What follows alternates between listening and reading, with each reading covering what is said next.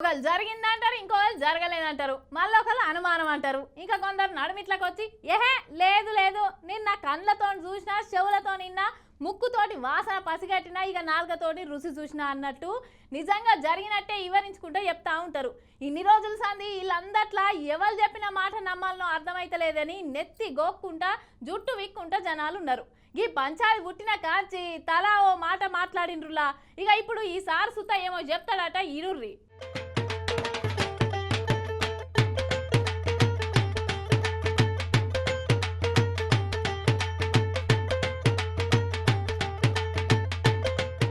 తిరుపతి లడ్డు ముచ్చట ఓడుస్తలేదు తీరుతలేదు పోండ్రి.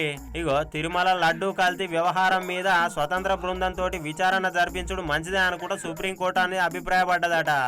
ఇక 5 సభ్యులతోటి దర్యాప్తు బృందం ఏర్పాటు చేయాలని జస్టిస్ బిఆర్ గవాయి తెలిపిండట. 2 సిబిఐ, 2 రాష్ట్ర పోలీస్ అధికారులు, ఒక ఫుడ్ సేఫ్టీ అధికారితోటి సిట్ ఏర్పాటు చేయాలని సూచించిరా అన్నట్టు. ఇక ఈ బృందము సిబిఐ డైరెక్టర్ సూపర్వైజర్ చేయాలన్నారట. ఇక తిరుమల లడ్డు వ్యవహారం కోట్లాది భక్తులకు సంబంధించిన అంశమని ఇంట్లో రాజకీయ డ్రామా వద్దని సుప్రీంకోర్టు కోరుతుంది.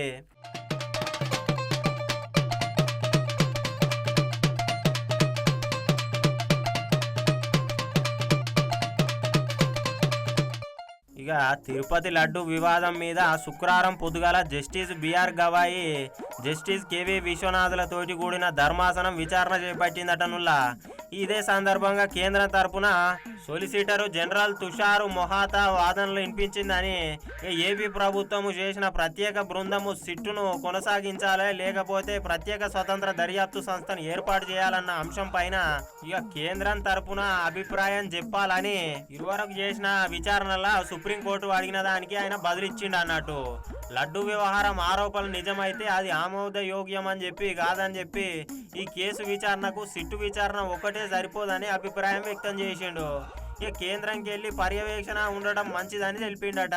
వైవి సుబ్బారెడ్డి తన తరపున ఇక కపిల్ సిబల్ వాదనలు వినిపించిండని చెప్పి నెయ్యి కల్తీ జరిగిందని టీడీపీ సమయంలోనే అని ఆయన కోర్టుకు తెలిపిండు. నెయ్యిలా కల్తీ ఉంటే లోపలికి ఎందుకు అనుమతించిరని ప్రశ్నించుకొచ్చిండు.